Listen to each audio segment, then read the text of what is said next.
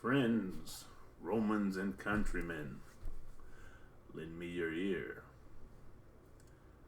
Depending on how old you are, I'm sure you've probably heard that expression before. I think it's from like a Shakespeare play, um, something having to do with Julius Caesar, that kind of thing. But it brings to light the point I'm about to make.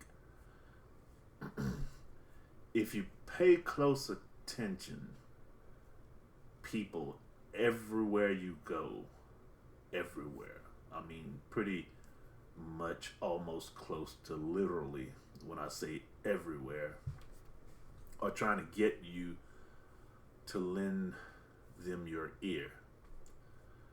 They have something to say and they want you to listen. You might not even know them. I mean, it could be anybody. You know, you can meet somebody in a grocery store line, or you could be in the store and at the customer service counter, and the clerk starts talking to you. Everybody's trying to get you to lend to them your ear. They want you to listen to them. They all have a story to tell.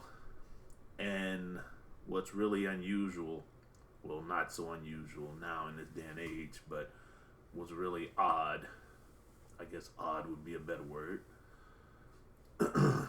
is that it all centers around some kind of negativity, some kind of issue or problem that people are having. And, they feel the need to dump it off on others, or to gripe, or a lot of people like to say to vent, because a lot of people don't really want to be real about it, so they say vent, which is, a nice way to put griping or complaining. But yeah, they need you to listen to their issues. And you got to be careful when you're lending your ear to people, because consider this: the Messiah said, judge not, or you'll be judged. With the same measure you judge others,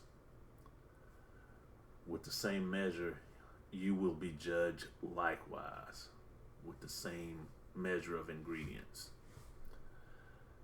And if you really think about that, and you consider how the mind works, when you listen to people, when you truly listen and you consider what they're saying, you are judging them. And the reason why I say that is because when you listen to somebody and you're considering their problems and you're involving your emotions, and you are really considering their issues to be real as it pertains to them. So in a way, it's kind of like you're using your own mind power, your own mental power to believe, to help them continue on believing their issues into existence. So in a way, you're kind of judging them in a roundabout way. And you got to be careful with that.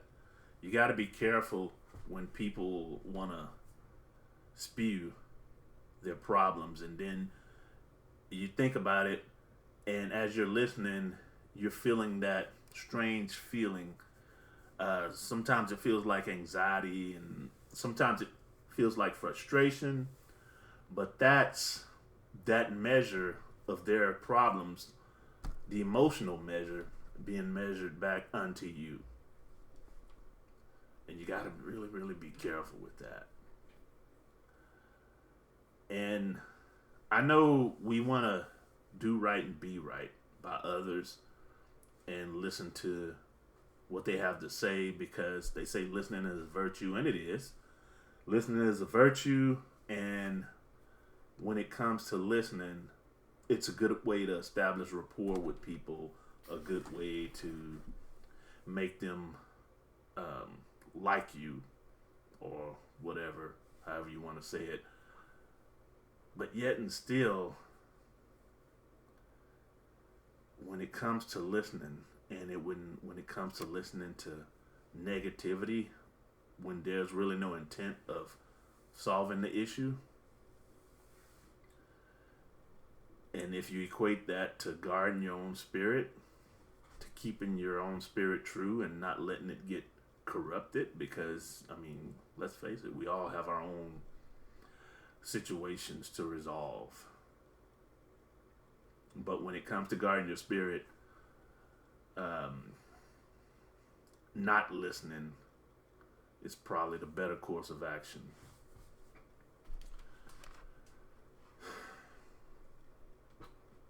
Anyway, hope y'all are good, staying safe. Thank you for listening, and God bless.